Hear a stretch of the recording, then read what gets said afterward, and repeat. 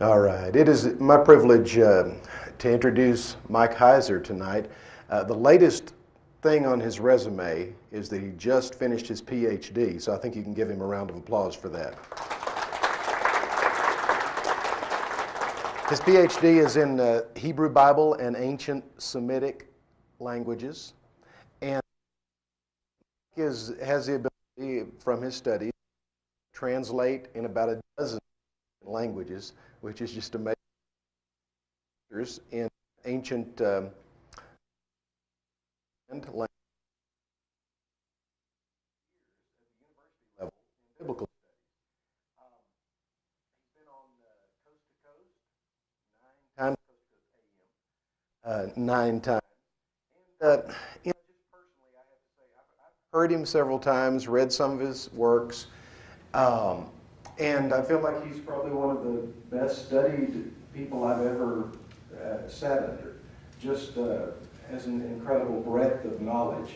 And his forte, and you'll see it tonight, is taking your questions and giving you answers that really make sense and that are solid from research.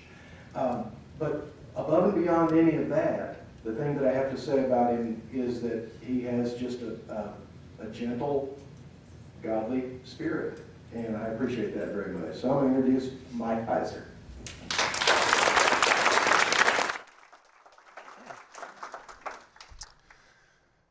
Thanks for that.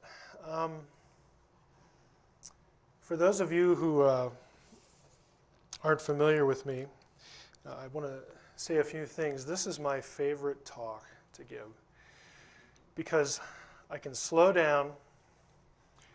Whenever I do this, I seem to get a good time slot, hour and a half.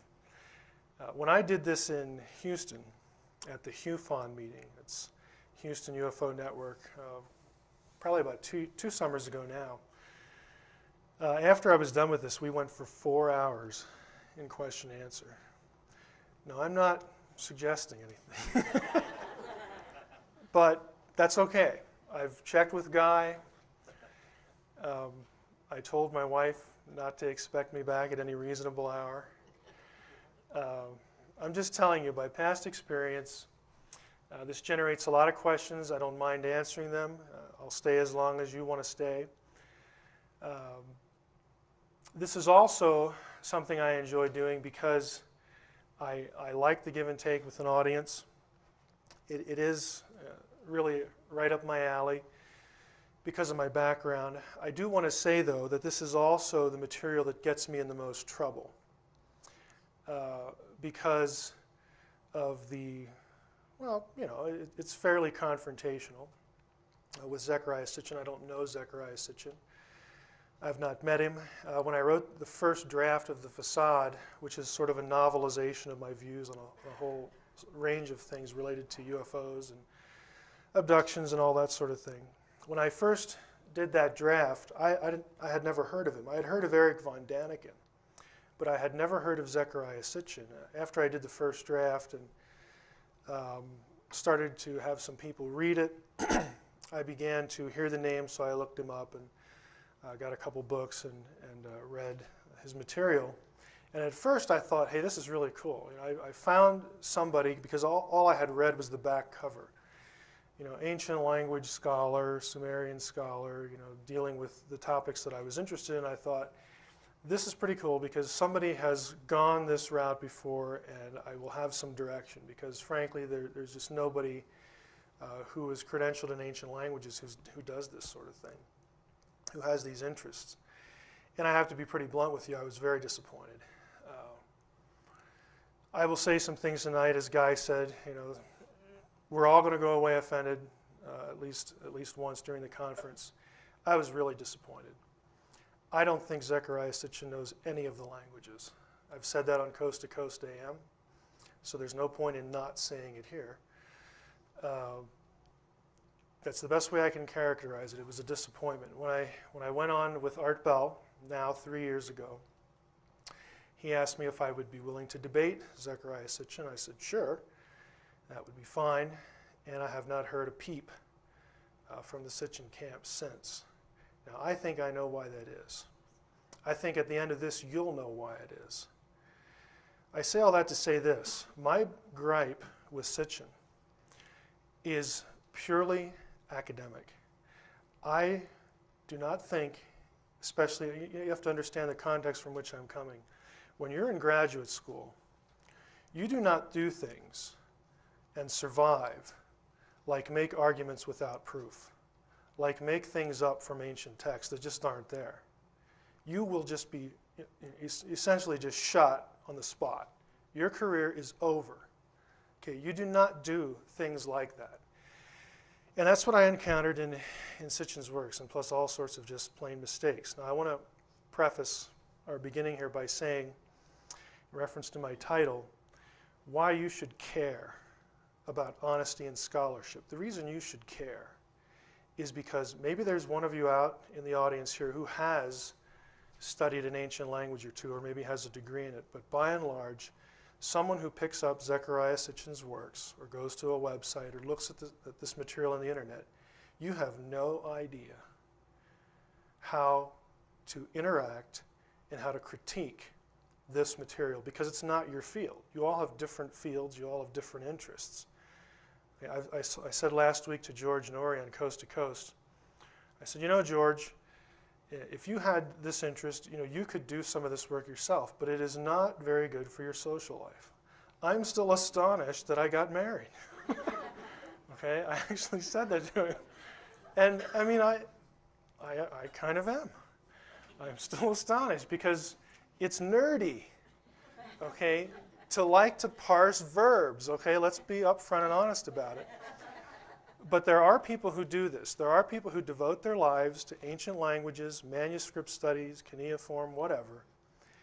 And when you are being fed information related to this material, and the author knows that you cannot check him, that's why you should care. Because you are being sold a bill of goods. We are not on the level here that I disagree with certain translations of tablets. The level we're talking about here is that the material either exists or it doesn't. We're not talking about differences of translation technique. We're talking about fabrication of material. And I've picked 6 items that we're going to go through in relation to Sitchin's work. Again, it's hard for me to stand up here and say it's not personal. It isn't, but I know that if you're a real devotee of Sitchin, you're going to feel that way. I don't know the guy. He seems like a nice guy. I mean, I've never heard anything from him. I mean, I've heard him on Coast to Coast once or twice that would make me think he's evil and bad. I have had hosts tell me, people you would know, names you would know, that he is that. I have no idea. I don't think that. I have no basis for saying that. What I can stand up here and tell you tonight is that his scholarship is really bad. Okay, that I can say. Now, with that as sort of a segue or an intro here, what makes, I should add this. This was illustrative with what happened last week. Did anybody catch the Coast to Coast show last week? Okay, let me tell you how these things run. You talk to the producer, you set a date, and then she asks you, Lisa Lyons, okay, write up 20 questions for George. Okay, it's a normal procedure. So I deliberately said, you know what, I'm not going to mention Zechariah Sitchin in these 20 questions because I know George really likes him, and I like George. I don't want to offend George. If you were listening to the show, we're not 30 seconds into the show, and he's asking about Sitchin. The board op, they call you about 5 or 6 minutes before the show, make sure you went to the bathroom. And they said, well, now George really wants to talk about angels. He doesn't really want to talk about, Jewish texts. Fine, whatever George wants to do. And I'm telling you, 30 seconds in, there it is. And he kept bringing it up. Okay, so I wanted to tell you, I didn't initiate that. It just happens. And so I'm willing to take the heat for it, and I'm also willing to do it because it needs to be done. Why, you might ask, do you think, Mike, it's important to speak out about what somebody else teaches? Is it any of my business? Isn't it mean? Are you just bored? I do get bored. I could have put here, don't you just want to make money off Zechariah Sitchin. I've been accused of that publicly by William Henry, and what I did for William was I posted my income tax returns on the internet for the last 3 years. Now, I blacked out the names and the social security numbers, and I said, here you go, William. Do you think you or Zechariah Sitchin will do the same? William removed his rant against me off his website. Okay? I am not in this for money. You don't believe me? Ask my wife. Okay? She wishes I was. You know.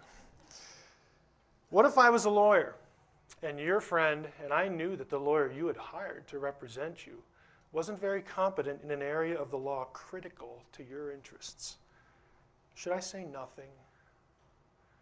Should I let you get taken? Is that what you'd want? What if I was a doctor and a friend of yours and I suspected that your doctor was unaware of or hesitant to tell you about an experimental treatment that might save your life? Should I just shut up? Would you want me to say something? What if I was a financial advisor and I knew that an associate in my office who was managing your account was not getting you the return that you could be getting? Would you like me to say something? Okay, I'm none of those things. I'm also not a minister. What if I was a minister, though, and you came to me with a theological question, and I only gave you enough information to steer you toward my view? Is that honest? Is that fair? No, it's not. So my dilemma and my task is, on the one hand, I do acknowledge that a knowledge filter exists in academia, and that you do have some cause to be suspicious of academics. I'm an academic. I understand that. Academics don't want to touch this stuff with a 10-foot pole. As Richard Dolan told me today, I finally got to meet him. He said, we are in an academic ghetto. Okay? And there's a lot of truth to that. But there are those of us who think that the subject matter is important enough to just step outside of our own little world and quit pretending these things don't happen to people. I acknowledge that people's experiences are real. Okay? I am not a debunker. Okay? I know that what happens to people in this area, this is real stuff. Yeah, I can't claim to know exactly what is happening. I have my suspicions based upon my own area. When it comes to my own area, I can tell you what is up to snuff, and I can tell you where you're getting just hoodwinked and flim-flammed, okay, in this area. Another problem I have is I know that a lot of you aren't interested in language stuff. It isn't a sexy subject. A lot of you hated English, much less a foreign language. If I asked you to diagram a sentence now to save your life, you'd probably, half of you would just end up being carted away. Okay, I understand that, but I'm going to try it anyway. I also have to temper the academic enterprise and academic honesty with tact. And I'll admit this is sometimes difficult because I care about what people read in my area. You know, when you spend 20 years in an area and you get degrees, you sort of have this little queer sense of ownership of it. It's my area, and so get it right, you dunderhead. You know, I'll admit that. I'll admit that because that's what my professors do to me. So it's my opportunity to do it to somebody else. No, it's just there's a certain expectation. If you publish a book and you claim to be an expert language scholar, you made the claim. Okay? You're in print. You have to live up to it. When I go to a conference, academic conference, there's a few I go to every year in my field, and I read a paper, and everybody in the room has a PhD in biblical studies. If I don't do a good job, I'm going to get hammered. And I have seen people get hammered. I have seen people deliver papers at conferences go away in tears. Okay, it happens. And so, yes, I'm sensitive to people getting it right. If you're going to make the claim, then put up or don't say anything. Acknowledging spiritual realities and forces, I do believe that scholarship is a spiritual issue. It is not just nuts and bolts, grunt academic work. Everybody has presuppositions. I have mine. Okay, you know about some of them. I'm a theist. I believe there's a God. If I believe there's a God, I believe he can actually do something. Okay, what would be the point if I didn't? I believe that he can actually supervise people to write things down for posterity, both what we would call scripture and not. But, in providence, he wants preserved. I operate with certain presuppositions as a theist. I don't believe Zechariah Sitchin is wrong in his analysis of ancient text. I know he's wrong. And I can empirically show you, and I will tonight. Okay, I know it's not very hard if you are in the field. Now, my challenge is to you. Go ahead, check my credentials out. I don't have any phony degrees. They're real. My resume is on the internet. Ask yourself if it makes sense as we go through this material to believe what Mr. Sitchin says about the ancient texts against what the ancient Mesopotamians say. And I'm saying this for a specific point in the lecture. I will come back to this. But at some point, you're going to have to accept what he says over what the scribes themselves say. Now, my money's on the scribes. Okay? Ask yourself how Mr. Sitchin's work can be considered credible in light of its demonstrable errors. And ask yourself why Mr. Sitchin has refused to debate me since 2001. That's a little self-serving, I'll admit it. I'd kind of like to debate, but if it was over the radio, there are just things in here that will not translate well to radio, so it's probably good that we didn't debate. Some points are tough to make. Now, my challenge is to Mr. Sitchin. These have been on the internet for quite a while. Show me proof of your ancient language training. I mean, I'm at the point now where I don't want to see a degree. I want to see a class. I want to see one semester of anything. Explain why your word meanings are superior to those in ancient cuneiform dictionaries. Yes, believe it or not, the scribes themselves created dictionaries, and they're bilingual. Sumerian on one side, Akkadian on the other. We have literally 50 to 60,000 words in clay tablet dictionaries made by the scribes. We don't have to guess at what a word means and what they thought it means. They've told us what it means. And so often Mr. Sitchin's translations, and I use that word loosely, defy the Sumerian scribes themselves. I don't know of any other way to put it. Explain the language and translation errors in your books. Produce a single text, just one, a single text that says Nibiru is a planet beyond Pluto, and that text connects the Anunnaki to Nibiru. There is no text, none, zero, nada. There is no line of any cuneiform text that has that in it. That is entirely contrived. If you don't believe me, I have bibliography on my website. There are articles on Nibiru that account for every place it ever occurs in any tablet. And you can look them up for yourself in English translations. It ain't there. Explain why your God-planet correlations are contradicted by all cuneiform astronomical texts. I will explain that as we go. So let's get started here. 2 areas I want to hit on with 3 subjects in each: Sitchin and Mesopotamian astronomy. We will talk about the cylinder seal that he says shows that there's 12 planets. We'll talk about planet-God correlations and the identification of Nibiru. We'll explain those when we get there. And Sitchin in ancient languages. We'll discuss 3 terms that occur in his books a lot: Elohim, Nephilim, and the word Shem. Start with cylinder seal VA 243. The VA is, this seal is actually kept in the Forter Asiatica Museum in Berlin. That is the Museum of West Asian Antiquities. It's seal number 243. You've probably seen this. Now, here's the other reason I like this one. Actually, I just got this. My laser pointer. I get to play with a laser pointer. I better switch hands for this. This is delicate work. You see this right here? Zechariah Sitchin says this is indicative of 12 planets. He says this is the sun, and these dots around the sun, if you add them up, 4, 6, 7, 10, and one over here, 11, I think, did I do my math right?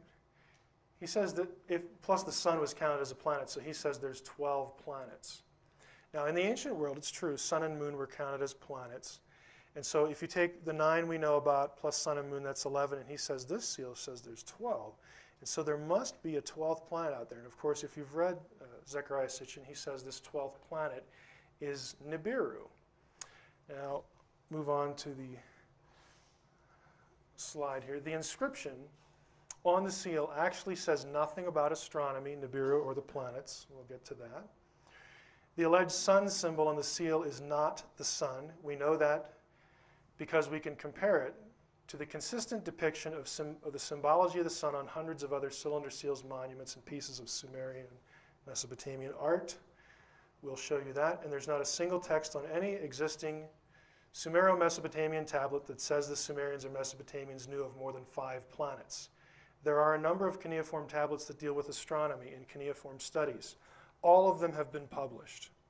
If you're a Sumerian scholar, you know about this material, or at least you should.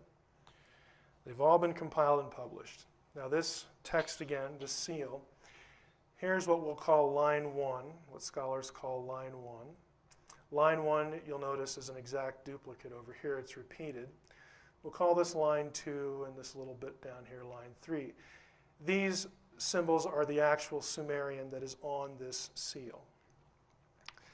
Now it's not very exciting. Again, here is the publication. You want to look it up? Go ahead. I will give you the information. I always try to give you the bibliography. This is the West Asian Cylinder Seals, 1940, by Anton Mortgott. He's an expert on Sumerian cylinder seals. It's in German. If you read German, you're most fortunate. Line 1, Dubsiga is a personal name. Ili Ilat, another personal name. This is German Dein Knecht, for your servant. So that's what it says. Dubsiga, Ili Ilat, your servant. That's all the seal says. It has nothing to do with astronomy. Again, the translation's published since 1940. Zechariah Sitchin should have known about it. In simplest terms, the alleged sun seal, in the upper left corner of the seal, isn't the sun. And so the artwork doesn't depict the sun and our solar system. It's a star. We know this because of the consistent sun iconography of Sumerian Mesopotamian art. In case you're thinking, well, the sun's a star, the Sumerians and Mesopotamians distinguished these bodies in their artwork. This is your typical sun symbol. You'll notice there's usually a central circle, and of course you have points, which the symbol on the seal that Zechariah Sitchin has, VA243, has. But the key here is that sun iconography consistently has these wavy lines, the rays of the sun. Here's an actual example. You'll notice the wavy lines here. One of the most common artistic motifs is in Sumerian Mesopotamian art, they will depict the sun, the crescent moon, and the star together. And I bring this up to show you that they distinguished the symbols. Here's one example. Sun, wavy lines, crescent moon, star. Star, sun, again, wavy lines, crescent moon. This is the complete, we just had this one on the last slide, this is the complete stela. You notice these symbols. This is a common zodiacal symbol, the Sumerian Mesopotamian zodiac. This is the complete zodiac. And you'll notice again, star, crescent moon, sun, wavy lines, and the rest of the symbols in their zodiac. Another zodiac. Here we go again. Crescent moon, wavy lines for the sun, and a star. And the rest of the symbols of the zodiac. Draco, the scorpion, the whole bit. Another one. Crescent moon, the rays of the sun, star. And this 7 grouping here will interest you. This group of 7 is going to become important in this talk, and I'll come back to it. This is the Pleiades, because the Pleiades to the naked eye is a group of 7 stars. Again, these are actually called Kuduru stones. They're zodiacal stones. Here's a blow-up of that last stone. Crescent moon, wavy lines, star. Now, stars. There are several styles in Sumerian art. This is the one from VA243, the Sitchin seal. You'll notice they have different numbers of spokes or points. Here's 6, here is 7, here is 8. Okay, the Sitchin thing has 6. We'll get to the dots later. Here are the Pleiades. The reason this is important is you'll notice in this piece that they aren't always consistent in the way they are done. You have a certain number with points. This one didn't really, maybe 1 point you can get out of that. Some of the others, you can't discern a point on them. Here you have, again, the Pleiades, pointed stars with the crescent moon up here as well. This is a well-known iconography. Here is our familiar grouping of 7. They're balls. Take note of that. They're just little balls. Here, more star iconography. Now the reason that that's important, I should go back here. You say, well, how can that be a star, Heiser? What are the things around it? They're also stars. What this is a certain constellation. I don't know enough astronomy to tell you what it is because the seal doesn't have any inscription on it that tells you. But just because they're balls does not mean they're not stars, as noted by the familiar Pleiades constellation. By the way, the Pleiades constellation shows up a lot in Sumerian art. So we've talked about cylinder seal VA243. Let's talk about planet-god correlations. There are a number of cuneiform tablets whose contents concern astronomical observations and planetary theory. In fact, you can buy a very exciting dissertation called Babylon. Somebody out there's laughing. Okay, I was a little facetious. Called Babylonian, or actually Sumerian and Babylonian planetary theory. It's all been published. Okay, there's nothing secret. No men in black came and stole the tablets. And, okay, it's all been published for years. There are a number that deal with this. These texts, again, are accessible if you know the material. Here is the bibliography. I'm not going to bore you by reading the bibliography. If you want it, you can get the disc in the back. Some technical works. These are all the major works. Theory of the planets. It's all published. Now, the reason this is critical to understand and get into is that Sitchin places a highly literal interpretation on the epic of creation. That's the title of a Sumerian Babylonian epic. Sitchin's reconstruction of Earth's creation and our solar system requires the names of gods to be substituted for those of the planets as he has them. Here's what I mean by that, said in a little better way. Sitchin knows, or knew when he wrote, I guess, I have to make this presumption, that it was very common in Sumerian Mesopotamian mythology and epic literature, just as it is for the Greeks and whoever, that the celestial bodies, to them, corresponded to divine beings. Okay, so they would name them. Well, that star over there is Marduk. That star over there is Ea. That star over there is Anki. And they would create correlations in their astronomical texts. They would associate stars with divine beings.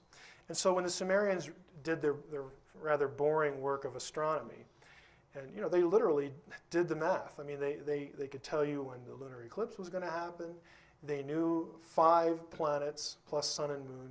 There are always only 5 in every astronomical cuneiform text, only 5 planets that they knew about, plus sun and moon. But they could trace their movements. They understood constellations and things like this. And they associated them with different deities in their pantheon. Okay, Sitchin knows that. So what he does is he goes back to Enuma Elish, the epic of creation, or Atrahasis, and he says, well, these gods in these stories must correspond to the planets in our solar system. And he creates these correlations and then rewrites, essentially, what these epic tales are telling us. And he has created an entire counter-mythology, an entire counter-literary work that has a 12th planet coming into our solar system in ancient times, essentially colliding with a planetary body, some cataclysmic event that out of which comes Earth and Mars, and then this Nibiru planet goes way for a while, and it comes back in every 3,600 years. And he says that the Sumerian literature is actually describing these events, that when Nibiru came through, that the Anunnaki left their planet, or their ship that looks like a planet, came down here and genetically engineered us. Okay, the way his entire theory depends on his matching certain planets with certain gods. Well, guess what? His matches don't agree ever with any of the actual Sumerian correlations between planets and gods.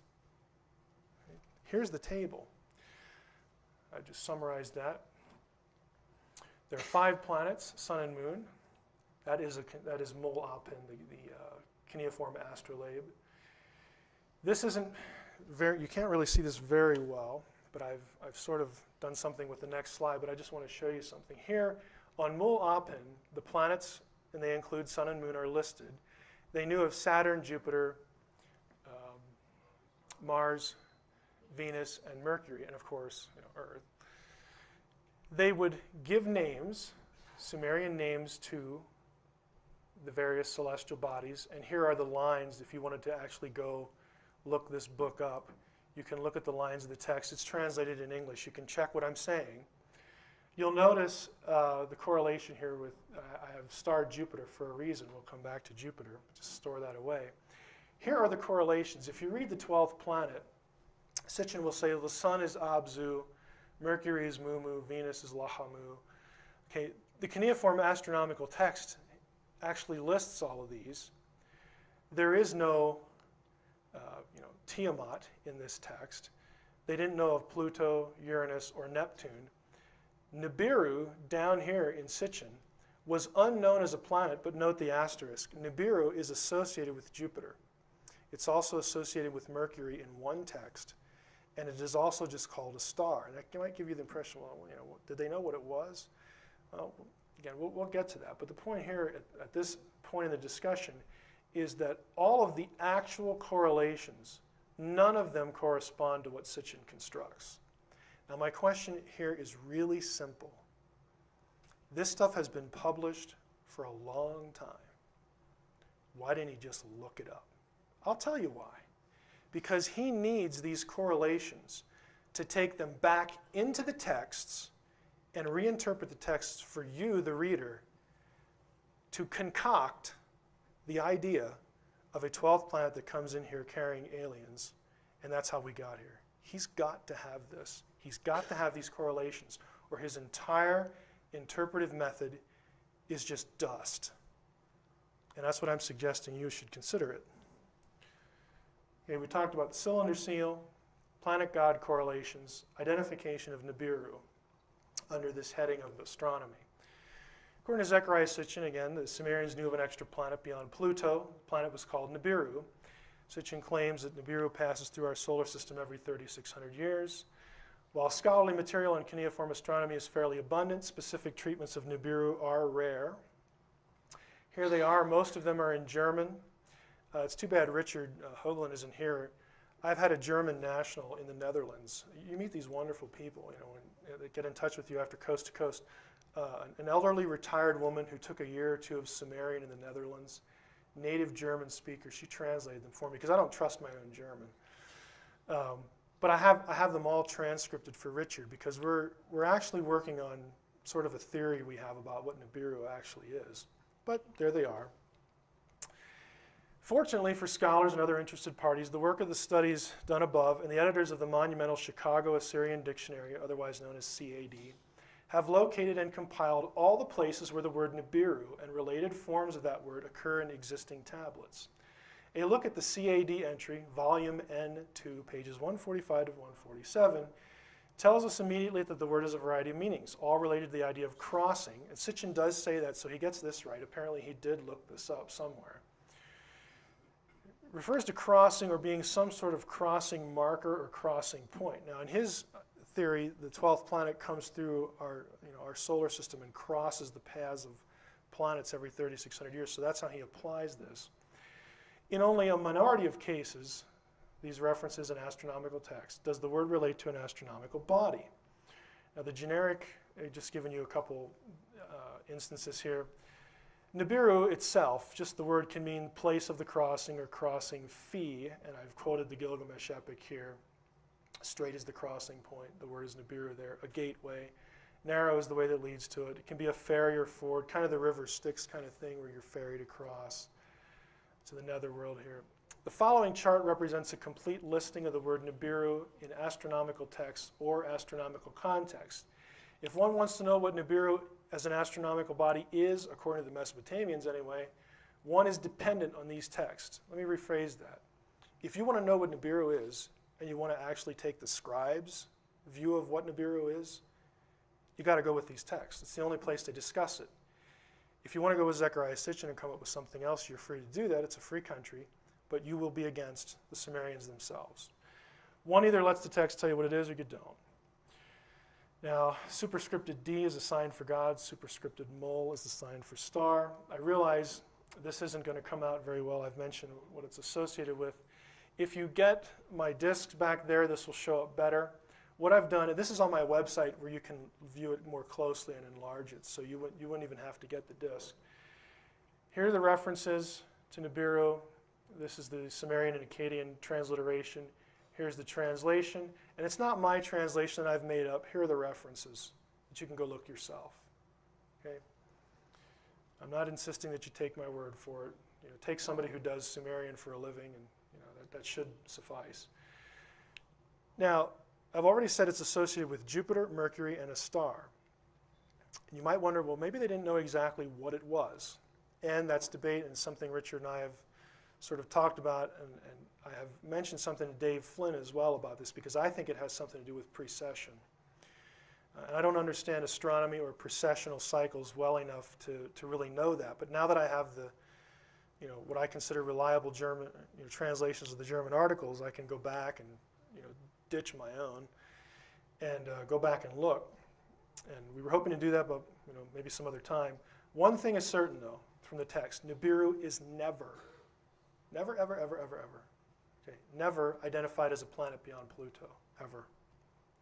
In fact, in Mol Apen, if you actually plot out what Mol Apen says about the calendar months and the association of certain stars with those months, here is Nibiru. It is associated with Marduk in this month. Now, in the Babylonian calendar, the appearance, catch this, the appearance of Nibiru was associated with the beginning of the new year. That means that Nibiru, whatever it is, was spotted. It could be visually spotted every year. Not every 3,600 years. Every year.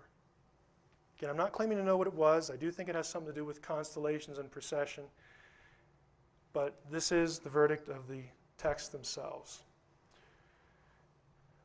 Bankruptcy of what he's saying in the 12th planet. VA 243 does not prove the Sumerians knew of 12 planets. It runs counter to Sumerian iconography. There isn't a single cuneiform text for Sitchin's planet-god correlations. There isn't a single cuneiform text that has Nibiru as a planet beyond Pluto. It shows up every 3,600 years, but there are texts that specifically contradict that. There isn't a single cuneiform text that links Nibiru with the Anunnaki. Let's move on to the ancient languages part. Sitchin's misunderstanding of the Hebrew word Elohim. Again, this is very common in the discussion. When I go on shows, we discuss this. We'll talk about Elohim, we'll talk about Nephilim, and Sitchin's fabricated meanings for Sumerian Shumu, Akkadian Shamu, and Hebrew Shem. If you don't get what those are now, just hang on and we'll get to them, and I'll slow down and go through them. Let's talk about Elohim first. Now, Sitchin claims the following about the meaning of the word Elohim. He says Elohim is a plural in the Hebrew language. That's true. He says Elohim always means gods, plural. That is false. In fact, most of the time, Elohim occurs a little under 2,300 times, and the plural usage it's quite unusual. Elohim refers to like foreign gods in the Hebrew Bible. Then there it's plural. But when speaking of something to do with Israel's religion, the plural is extremely rare. It's it's so rare, in fact, that dictionaries actually list them. It's so rare. Again, you can just go look it up. Elohim is morphologically plural. Morphology refers to the shape, our word morph, or construction of a word, its form, how it's spelled, how it's written. While Elohim is plural in form, the question is it plural in meaning? Elohim can be either singular or plural in meaning, depending on three things. Grammatical indications elsewhere in the text that help you to determine if the singular or plural is meant, grammatical rules in Hebrew that are true in the language as a whole, and historical or logical context. By itself, Elohim is ambiguous. You need context to tell you what it means. We have words like these in English.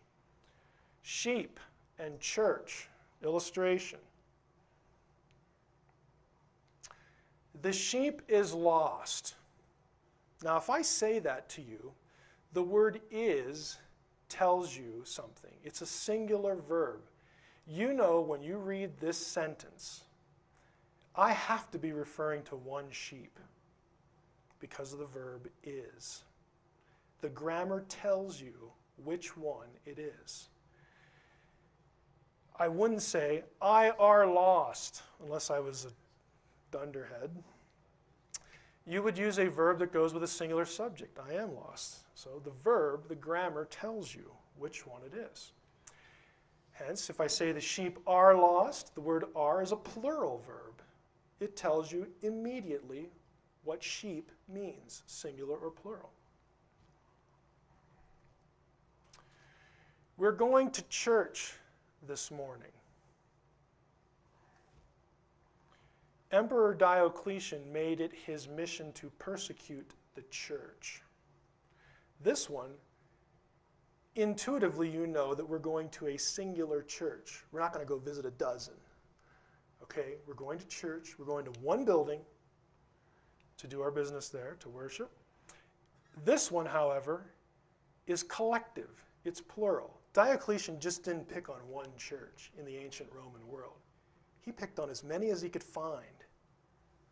Context, logical context tells you what the word means. Like English or any language, Hebrew operates by grammatical and logical rules. The word Elohim, while plural in shape, derives its meaning from grammar and logical context. The best verse in the Bible for this is Psalm 82:1. Now notice this. God, Elohim, stands, we'll get to this, in the divine assembly, this is the classic divine council verse, among the divine beings, Elohim, or among the gods, he pronounces judgment. Now look at this. It's the same word in the Hebrew text. This one has got to be singular. Why? Because this is a singular verb. Specifically, it's the PL stem, third masculine singular. This one has to be plural because this preposition, among, you can't be among one. You got to be among at least two. Technically, grammatically more. So you have the same word. The grammar tells you this one's singular, this one's plural. You have the same shape, same morphology, same word, but different meaning. Most of the time in the Hebrew Bible, roughly again 2,300 times, the word Elohim is singular in meaning. And I'm not saying that because that's what I like to say, that's what the grammar says. It's the exact opposite of what Sitchin says. This is because Elohim is so commonly used, it kind of bloats the statistic. It's so commonly used as the proper name for Israel's God. Now this gibberish, I mean this illustrates the extent that I try to go for an audience or people on the website. This was actually a gift from some people at home. I now have the most, how can I say this, the premier Hebrew lexicon, Hebrew dictionary there is in the world. I have it on CD now. It's really cool. And this is an entry from it, so now I get to put it in PowerPoint. This is actually what it says. Elohim becomes singular, blah, blah, blah, blah, blah, God, deity, Babylonian, Assyrian, Ugaritic, here's how it's spelled. Formally construed as a plural. It's so rare to have Elohim as a plural when it's not referring to like foreign gods, but something to do with Israel's God or Israel's belief system, that they list them. Okay, these are just abbreviations. Elohim, Elohim Hayim, Niglu, Ha Elohim, so on and so forth. I mean, they list them. And this isn't the first time they've been listed. I mean, again, he could have looked this up. Sitchin also claims that the form Ha Elohim, notice the H, this is the He in Hebrew, on Elohim, is always, quote, always plural. Again, this is just wrong. Not only in light of the dictionary entry, but I'll give you two examples that are quite illustrative. Deuteronomy 4:35 is kind of a classic. It has been clearly demonstrated to you that the Lord, that's Yahweh, and I hope I'm not offending anyone by pronouncing the name, the Tetragrammaton, YHWH, that the Lord alone is Ha Elohim. There is none beside him. Third masculine singular pronoun. Isn't this exciting? Talk about pronouns. You go to a UFO conference, talk about pronouns. Okay, but here's the point. The text tells you it's one person, the Lord, Yahweh. The Lord our God is one, Deuteronomy 6:4, the Shema of Israel, the guts of their theology. There's only one of these, and he is Ha Elohim. What it means is he is the God, par excellence. There is none beside him. Another example, Genesis 26, this is Yahweh again speaking to Pharaoh. And God, Ha Elohim, said, the verb is singular, third masculine singular, this is the kal stem. God said to him in a dream, so on and so forth. But these are very easy to find. Finally, the most telling blunder in Sitchin's treatment of Elohim, and this just still astonishes me. The same phenomenon, morphological plural word that is used to denote a singular God, shows up in cuneiform, in Akkadian and Sumerian. It happens in the Illuminati texts over 100 times, just in one corpus of text. The Illuminati texts, if you're not familiar with them, were obviously discovered in Illuminati, which is in Egypt, and in the 13th century. At that time, Akkadian, cuneiform, but the Akkadian language was the language of the day, kind of like English is now. Everybody uses English across the world. In this time period, everybody used Akkadian. It was the language of international correspondence. So these are actually Egyptian texts from a pharaoh to some underlings in Palestine, some people he'd put in charge of different places in Palestine, written in Akkadian, though, not in Egyptian. But the word in Akkadian that corresponds to Hebrew Elohim is Ilanu, which literally and grammatically by itself means gods. In Sumerian, the plural is written with the signs dinger and mesh. I'm quoting here the Sumerian language. This is a common Sumerian grammar. Mesh is the enclitic copula, isn't that exciting? With plural suffix. In Sumerian ideograms and Akkadian context and in late Sumerian texts, mesh is used as a sort of plural ending like ene. We're not going to get into Sumerian here. This plural word for gods in Akkadian is used to denote the singular deity on Egypt's throne, Pharaoh. Remember, Pharaoh was considered a deity incarnate. There's only one Pharaoh on the throne at a time. Here's an actual example. Here's the Sumerian, here's the Akkadian, English translation. The king, my Lord, singular, singular, my sun god, singular, my Ilanu. It's a plural form, but it means one God. It's over 100 times just in the Illuminati texts. This is the kind of thing that when I hear, Sitchin referred to, and again, I just care that the audience is not hoodwinked. When I hear someone refer to Zechariah Sitchin as an ancient languages scholar, I just want to, I don't become apoplectic, all right? But it just bugs me, because this is the kind of thing that if you've taken, a semester in the languages, or if you even know what the tools are, you can go find in 10 minutes. Okay? It's just not that difficult. We talked about Elohim, let's go to Nephilim. Zechariah Sitchin proposes that the word Nephilim means fallen ones at its base, and then extrapolates this to mean those who came down from above, those who were cast down, which he ultimately says people of the fiery rockets. Now that has no linguistic basis at all. But if they're fallen from heaven, they must have come down or been cast down. He wants you to think that the word Nephilim refers to aliens who came here in rocket ships. Okay? Now, they're important to Sitchin since they allow this assertion, but does Nephilim mean fallen from heaven or anywhere else? The answer is no. The word Nephilim does not mean fallen ones. And to Sitchin's credit, he may be drawing on Hebrew dictionaries here. Most will, in fact, say the term does mean fallen ones. However, scholars of historical Hebrew grammar have recognized that this explanation is problematic because, I'm going to skip this. Let's go. Nephilim in Hebrew, for this word to mean fallen ones in Hebrew, is actually impossible because of the morphology. The shape of the word is disallowed by it.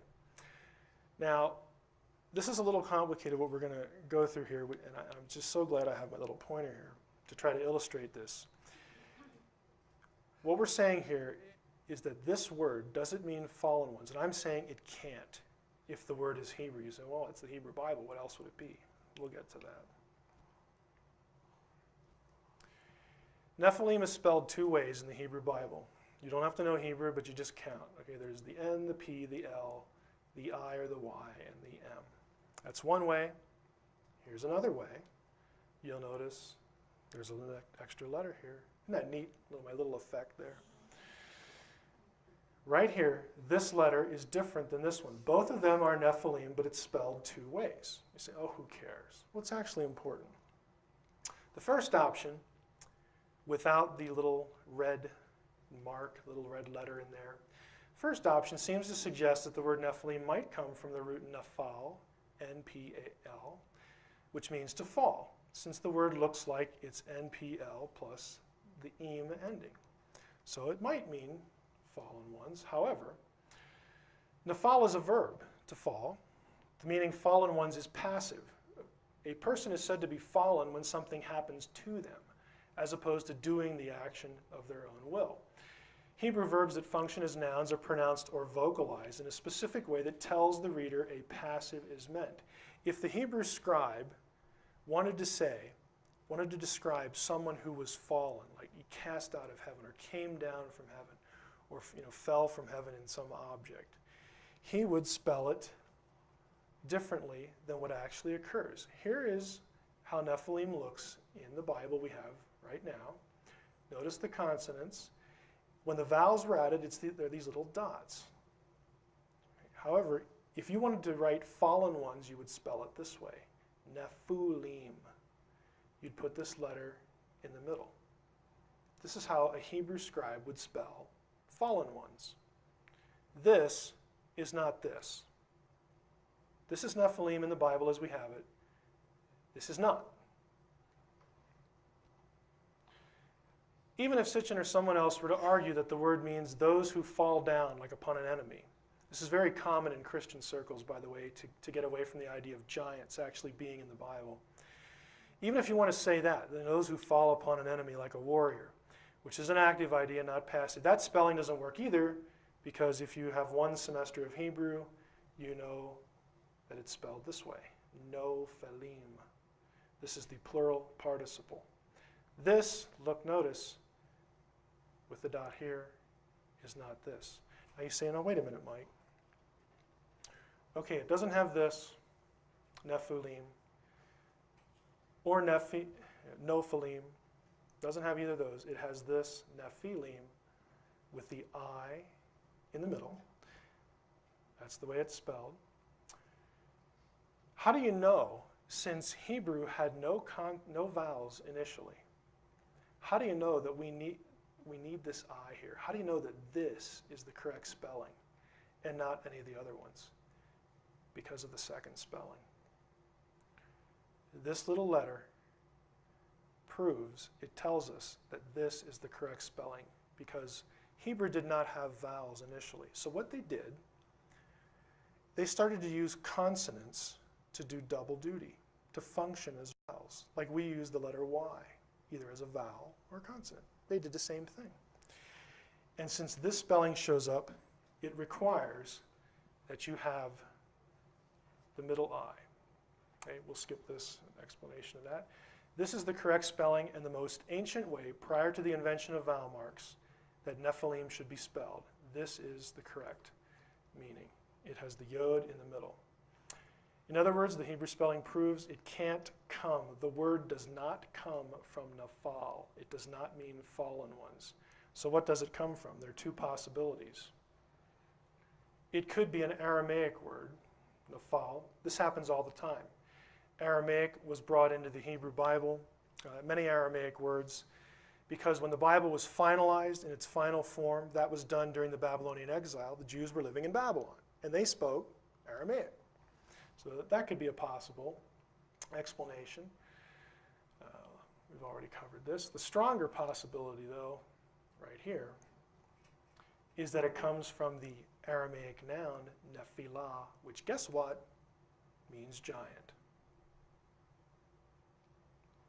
The word would be nephilim in Aramaic when it was brought into the Hebrew Bible. The final ending was changed for proper Hebrew, and it means giant. This is why every ancient, and I mean everyone, every ancient Jewish text in or out of the Bible that discusses Nephilim says that they're giants. Every one. I mean, they know what they're doing. Consequently, the very meaning that Sitchin rejects in his books is the only one that's possible in light of historical grammar. Amazingly, this very word, Nephilim, occurs in a text that Sitchin discusses in his book, Stairway to Heaven. He's discussing something called the Genesis Apocryphon at one point in one of his books. But as we'll note in a few slides, Sitchin doesn't know the text is Aramaic. He can't tell Aramaic from Hebrew for some reason. So he misses the true origin of the biblical word. Again, if he's a language expert, he should know this. Now, we've seen the grammar doesn't support him, but can Nephilim be identified with the biblical sons of God? This is another thing Sitchin wants to do. He says the Nephilim are the ones who were impregnating the women because he wants the aliens creating humanity. But the biblical text distinguishes the sons of God from the Nephilim. They are not the same. And again, this is very easy to demonstrate. When men began to increase in number on the earth and daughters were born to them, the sons of God, B'nai Ha-Elohim, saw the daughters of men were beautiful, so on and so forth. The Nephilim were on the earth in those days and also afterward when the sons of God went into the daughters of men and had children by them. They were the heroes of old, the men of renown. The key question is, when the text says they were the heroes of old, the men of renown, is that phrase speaking of the sons of God or the Nephilim? Sitchin argues that all the phrases in Genesis 6, including this one, refer to the same beings and equates the two. Reasons why that's not so. The text very clearly contrasts sons of God, daughters of men, divine, human. The text very clearly tells us that the Nephilim were not divine. They were mighty men of renown. They're not divine beings, so they're not the sons of God. Comparing, wider context. These references are to giants elsewhere outside of Genesis in the biblical text. And notice something when in Israel's later history, when they encounter giants, how the descriptions were. We saw the Nephilim there. The Anakites, or the Anakim, come from the Nephilim. This is when they go into the land. Joshua and Caleb said, hey, let's go get the land. The spies that Moses sends in said, forget it. We're going to get squashed like bugs because they're really big. And they chicken out. Later, we have in Joshua 14, the name of Hebron was formerly Kiriath Arba. Arba was the greatest man among the Anakites. They're not gods. They are hybrid humans. They have a divine human heritage, but they are not gods. They are hybrids. They are less than gods. The Lord said to me, do not harass the Moabites. This is Deuteronomy. This is Moses speaking. Don't pick on the Moabites. They're nice. Blah, blah, blah, blah, blah. I'm going to give their land to Lot. It was formerly inhabited by the Amim, a people. Is the Hebrew word, a people, great and numerous and as tall as the Anakites. Like the Anakites, they're counted as Rephaim, but the Moabites call them Amim. Again, this is the generic word for a human population. Deuteronomy 3. These are the wars Moses is describing how they tried to go in and get the promised land.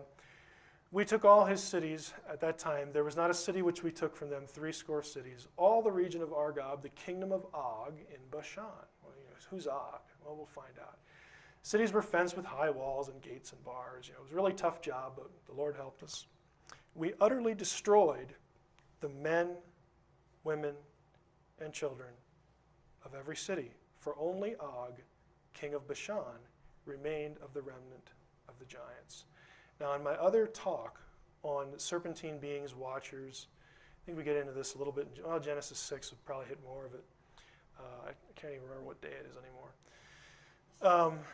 My view is that the reason that Joshua was commanded, and it wasn't very often, he was commanded to go into a city and just totally destroy it. It was called being put under the cherem, under the ban. When Joshua was commanded that, if you look at the places where he was commanded to do that, and you looked at who lived in those places, guess what? They're giants. They're the giant clans. They live in the same places. I think it was a deliberate attempt to do what Enoch describes in wiping out the Nephilim. We'll get to that in another session. Again, Og was a giant. He was one of the Nephilim. But his people were described as men, women, and children. Enoch, same thing. Are the Nephilim, as Sitchin says, are the Nephilim and the sons of God the same? No Jewish text agrees with him. Here's Enoch. The angels, the children of heaven, saw and lusted after the women. This is Enoch's version of Genesis 6. Come, let us choose us wives from among the children of men and beget us children. And Semyaza, also spelled this way, who was their leader, said to them, by the way, and this is not, I didn't come up with this. A friend of mine, Lynn Marzulli, came up with this. Anybody recognize this term? Yeah. Billy Meyer's acquaintance, according to the Jewish text, was the leader of the Watchers. 1 Enoch 7, all the other angels took to themselves wives. They became pregnant, and they bare great giants. The giants didn't make them pregnant. The angels did. Sons of God. I know I'm belaboring this, but for some, I don't understand why.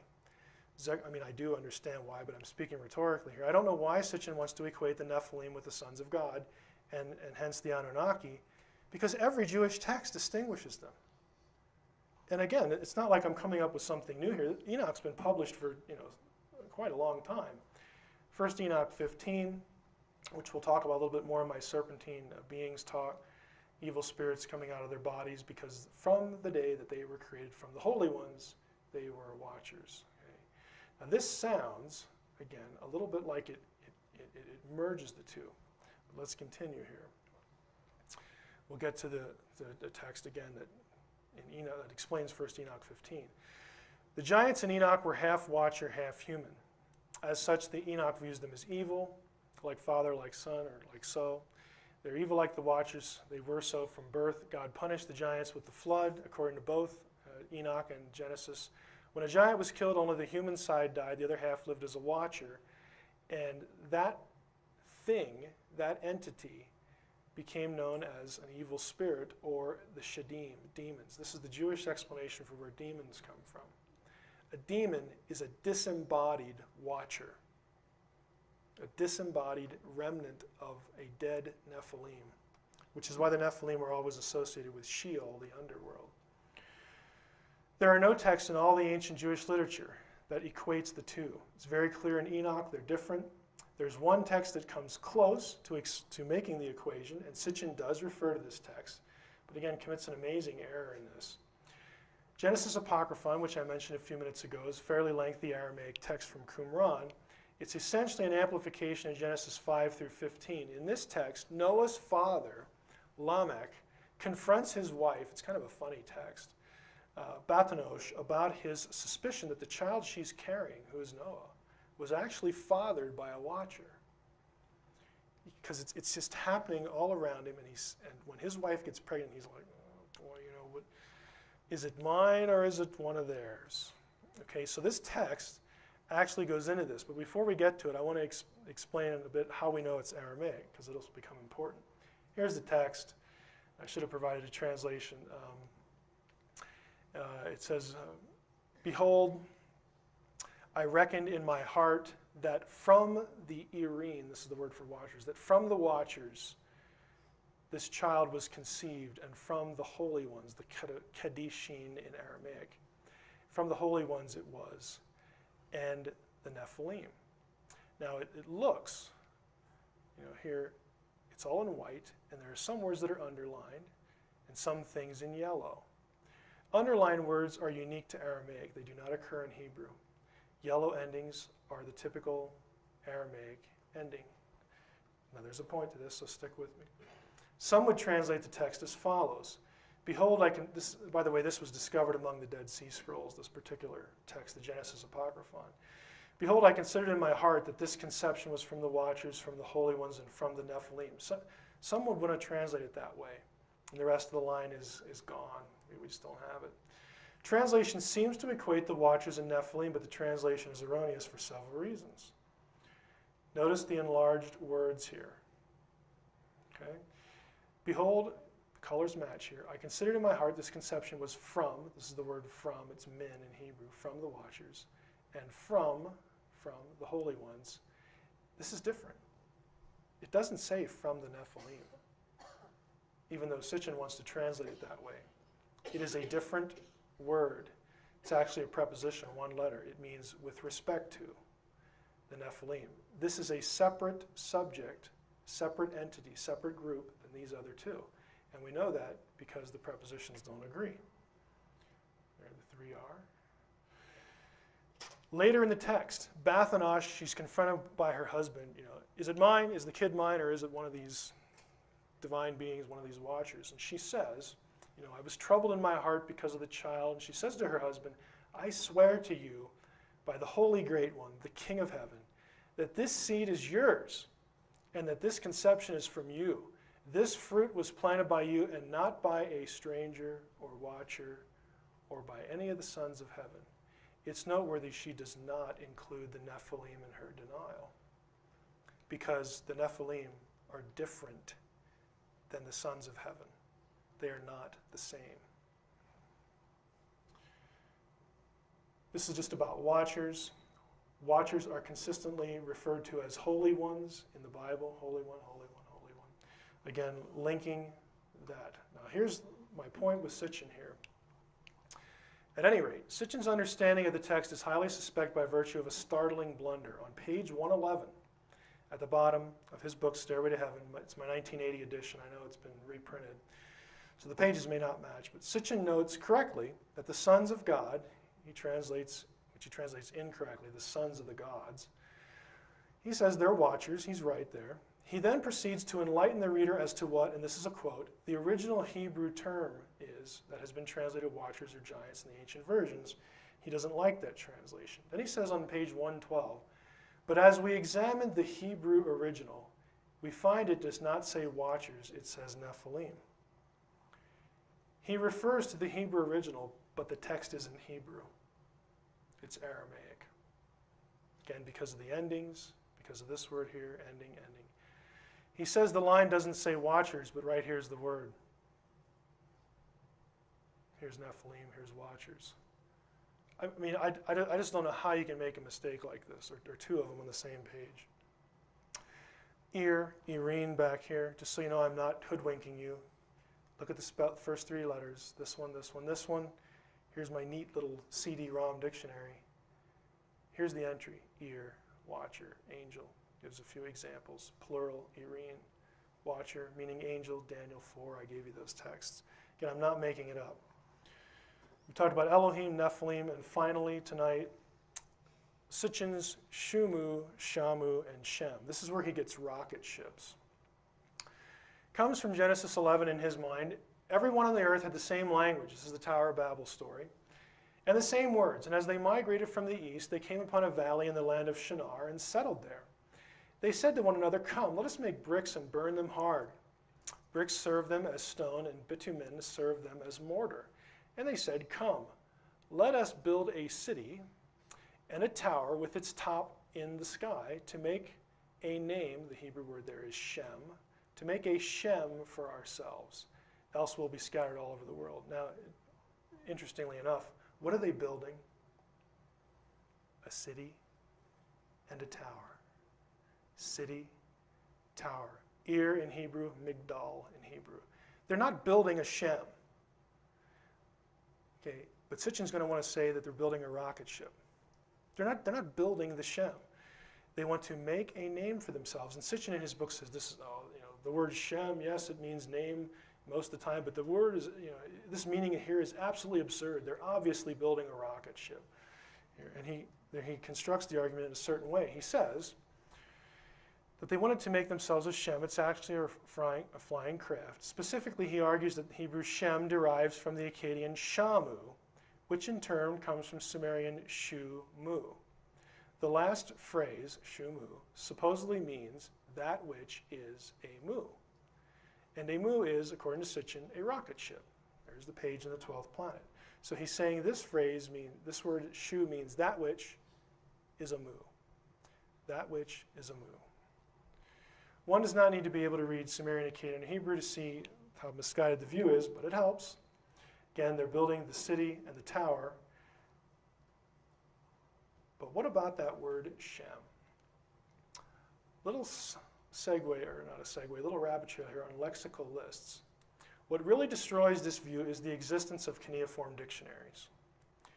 We know what a Shamu is, and it ain't a rocket ship. This word is in the dictionaries they gave us. We have the Sumerian terms and what they meant in Akkadian and vice versa. It is perhaps the most well-understood ancient Near Eastern language, Akkadian that is.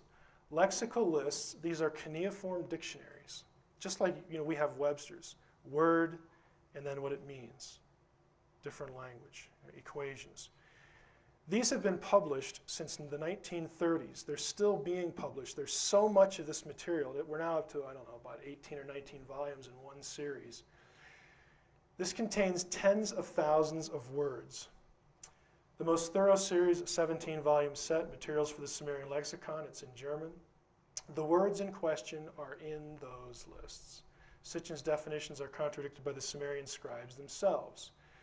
Does Akkadian Shamu come from Sitchin's Shu-mu? Does Sumerian even have a word that means that which is a mu? The answer is no. Mr. Sitchin's translation of Shu-mu presupposes that Shu is what's called in grammar a relative pronoun. The classification of pronouns in all languages that mean that which. Mr. Sitchin is apparently unaware of Sumerian grammar at this point because the Sumerian language does not have relative pronouns. One only need to consult a Sumerian grammar to find this out, such as John L. Hayes' Manual of Sumerian Grammar. By the way, if you're going to study Sumerian, this is a good one. Some of this is really dense. The result of this oversight on Sitchin's part is that the Sumerian phrase which he says is underlying Hebrew Shem does not exist in Sumerian. I'm not quibbling over his translation. I'm saying the word itself doesn't exist. It's made up. Shumu is completely fabricated. What about the Akkadian Shamu, then? That's a real word, but it refers to the heavens or a part of the heavens, not to an object in the heavens. Interestingly, the lexical lists tell us that the Sumerian word mu also means heavens. I don't know if you can see this, but this comes from Wayne Horowitz's published dissertation, Mesopotamian Cosmic Geography. This is a book that I refer to a lot because it takes every word for every part of Sumerian cosmology and studies it. This was his dissertation, so he has to account for every occurrence. He has Shamu here, Akkadian Shamu, unlike Sumerian An, which means heaven, is a plural noun. So again, the shape is heaven. The shape is plural. It's cognated the most common names for heaven in other Semitic languages. The cognate form, originally Ladumu, is by far the most common and is used, next page, in all genres and all periods. Although the origins of Shamu are unknown, a learned etymology is offered in the series Inan Gisharanki. That's a Sumerian term. The word Shamu means heaven. In the lexical lists, it means heaven. It can mean rain, something that comes from the heavens in terms of meteorology. Here's a lexical list. It's K2035. That's the name of it. It's in the British Museum. Here's the word mu on one hand, left hand. You'll notice, I know it's hard to read, Sha-mu-u. Mu and Shamu mean the same thing. They mean heaven or part of the heavens. Here's the word mu again. Here's the text. Again, you can look all these up and go consult English translations. It does not mean a rocket ship. How does Sitchin get the Hebrew word for the Shem from an Akkadian word for the heavens? Again, He concocts it from this form and then just essentially makes the rest of it up. He refers to the standard translation, Shem, make us a name, as nonsense. And I think I know why he didn't use the standard Akkadian dictionary. Again, CAD, Chicago Assyrian Dictionary, which has taken decades to compile. I have a blow-up of this. Here is the actual entry from the Chicago Assyrian Dictionary for Shamu. Let's blow this up a little bit, or Shumu, excuse me. It means name, fame, reputation. By the way, look at this. See this reference to tablets? Here's what they do in this dictionary. This is why it's taken 30, 40, 50 years to do. They give you the term and the meaning, and then they list every stinking tablet that it's in. Okay, this is not easy work. And they're not guessing. There are actually people who do this for a living. This dictionary, by the way, I don't own the set, but it's almost 30 volumes now. Another page. Again, Shumu. We'll blow this up a little bit. Name or reputation. Here are actual cuneiform tablets where the translation that Sitchin says is nonsense is clearly what the word means. Conclusion. That's the end of the situation. Back to my dilemma that I mentioned earlier. How do I make this digestible to people? Well, frankly, it's not easy. You've been brave to sit through it. It doesn't make for very good radio, as you might imagine. It's tough. You know, I want to, on one hand, again, acknowledge that there's a knowledge filter. Acknowledge for you that, yes, you do have the right to be suspicious of academics, like myself, in certain regards, because the group of us tends to be very, skeptical is not the right word. There are just people who just think this is an utter waste of time, and who just think that anyone who believes in this, anyone who's experienced anything outside of the material, natural world is just an idiot. They are totally naturalistic. There's no such thing as a non-physical reality.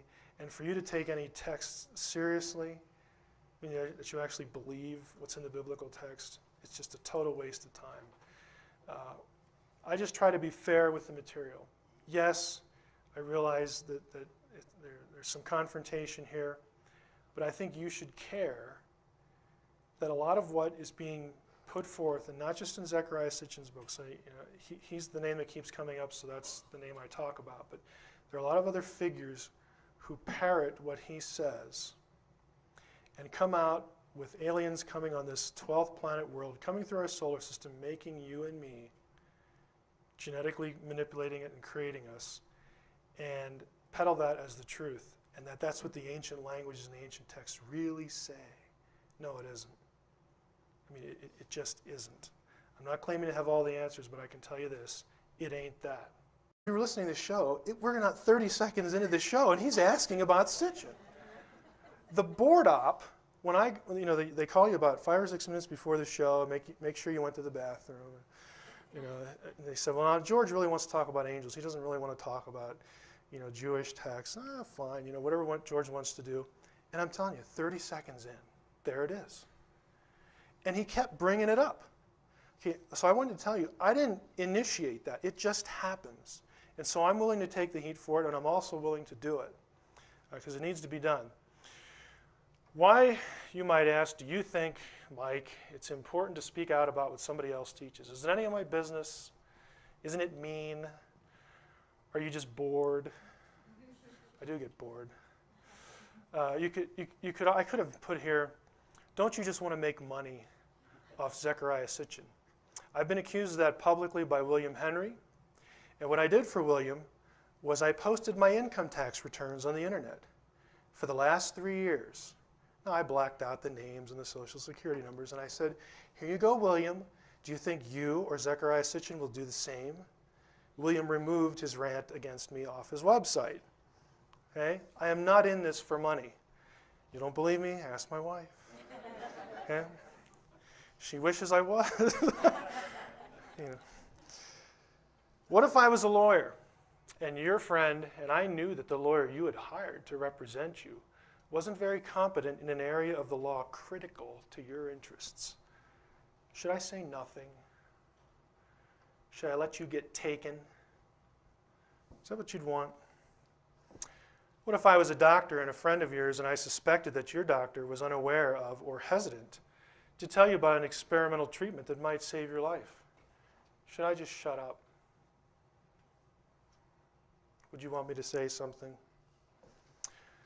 What if I was a financial advisor and I knew that an associate in my office who was managing your account was not getting you the return that you could be getting? Would you like me to say something? Okay, I'm none of those things. I'm also not a minister, at least once during the conference. I was really disappointed. I don't think Zechariah Sitchin knows any of the languages. I've said that on Coast to Coast AM, so there's no point in not saying it here. That's the best way I can characterize it. It was a disappointment. When I went on with Art Bell, now 3 years ago, he asked me if I would be willing to debate Zechariah Sitchin. I said, sure, that would be fine. And I have not heard a peep from the Sitchin camp since. Now, I think I know why that is. I think at the end of this, you'll know why it is. I say all that to say this. My gripe with Sitchin is purely academic. I do not think, especially, you have to understand the context from which I'm coming. When you're in graduate school, you do not do things and survive like make arguments without proof, like make things up from ancient texts that just aren't there. You will just be essentially just shot on the spot. Your career is over. Okay, you do not do things like that. And that's what I encountered in Sitchin's works, and plus all sorts of just plain mistakes. Now I want to preface our beginning here by saying, in reference to my title, why you should care about honesty and scholarship. The reason you should care is because maybe there's one of you out in the audience here who has studied an ancient language or two, or maybe has a degree in it, but by and large, someone who picks up Zechariah Sitchin's works, or goes to a website, or looks at this material on the internet, you have no idea how to interact and how to critique this material, because it's not your field. You all have different fields, you all have different interests. I said last week to George Norrie on Coast to Coast, I said, you know, George, if you had this interest, you could do some of this work yourself, but it is not very good for your social life. I'm still astonished that I got married. Okay, I actually said that to him. And I mean, I kind of am. I'm still astonished.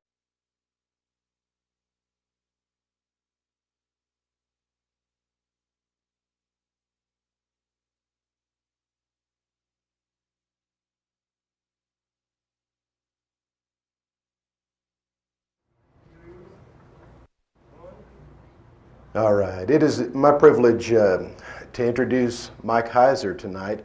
The latest thing on his resume is that he just finished his PhD, so I think you can give him a round of applause for that. His PhD is in Hebrew Bible and ancient Semitic languages, and has the ability from his studies to translate in about a dozen languages, which is just amazing. In ancient language level in biblical studies. He's been on Coast to Coast 9 times, 9 times. And just personally, I have to say, I've heard him several times, read some of his works. And I feel like he's probably one of the best studied people I've ever sat under, just has an incredible breadth of knowledge. And his forte, and you'll see it tonight, is taking your questions and giving you answers that really make sense and that are solid from research. But above and beyond any of that, the thing that I have to say about him is that he has just a gentle godly spirit. And I appreciate that very much. So I'm going to introduce Mike Heiser.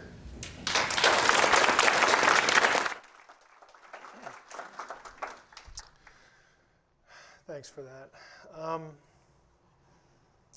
For those of you who aren't familiar with me, I want to say a few things. This is my favorite talk to give because I can slow down. Whenever I do this, I seem to get a good time slot, hour and a half. Honest, because it's nerdy, okay, to like to parse verbs, okay? Let's be upfront and honest about it. But there are people who do this. There are people who devote their lives to ancient languages, manuscript studies, cuneiform, whatever. And when you are being fed information related to this material, and the author knows that you cannot check him, that's why you should care. Because you are being sold a bill of goods. We are not on the level here that I disagree with certain translations of tablets. The level we're talking about here is that the material either exists or it doesn't. We're not talking about differences of translation technique. We're talking about fabrication of material. And I've picked 6 items that we're going to go through in relation to Sitchin's work. Again, it's hard for me to stand up here and say it's not personal. It isn't, but I know that if you're a real devotee of Sitchin, you're going to feel that way. I don't know the guy. He seems like a nice guy. I mean, I've never heard anything from him. I mean, I've heard him on Coast to Coast once or twice that would make me think he's evil and bad. I have had hosts tell me, people you would know, names you would know, that he is that. I have no idea. I don't think that. I have no basis for saying that. What I can stand up here and tell you tonight is that his scholarship is really bad. Okay, that I can say. Now, with that as sort of a segue or an intro here, what makes, I should add this. This was illustrative with what happened last week. Did anybody catch the Coast to Coast show last week? Okay, let me tell you how these things run. You talk to the producer, you set a date, and then she asks you, Lisa Lyons, okay, write up 20 questions for George. Okay, it's a normal procedure. So I deliberately said, you know what, I'm not going to mention Zechariah Sitchin in these 20 questions because I know George really likes him, and I like George. I don't want to offend George. If I have, when I did this in Houston at the HUFON meeting, it's Houston UFO Network, probably about two summers ago now. After I was done with this, we went for 4 hours in question and answer. Now, I'm not suggesting anything, but that's okay. I've checked with Guy. I told my wife not to expect me back at any reasonable hour. I'm just telling you, by past experience, this generates a lot of questions. I don't mind answering them. I'll stay as long as you want to stay. This is also something I enjoy doing because I like the give and take with an audience. It is really right up my alley because of my background. I do want to say, though, that this is also the material that gets me in the most trouble because of the, well, it's fairly confrontational. With Zechariah Sitchin, I don't know Zechariah Sitchin. I've not met him. When I wrote the first draft of The Facade, which is sort of a novelization of my views on a whole range of things related to UFOs and abductions and all that sort of thing. When I first did that draft, I had never heard of him. I had heard of Eric von Daniken, but I had never heard of Zechariah Sitchin. After I did the first draft and started to have some people read it, I began to hear the name, so I looked him up and got a couple books and read his material. And at first I thought, hey, this is really cool. I found somebody, because all I had read was the back cover. Ancient language scholar, Sumerian scholar, dealing with the topics that I was interested in. I thought, this is pretty cool because somebody has gone this route before and I will have some direction because frankly there's just nobody who is credentialed in ancient languages, who does this sort of thing, who has these interests. And I have to be pretty blunt with you, I was very disappointed. I will say some things tonight, as Guy said, we're all going to go away offended.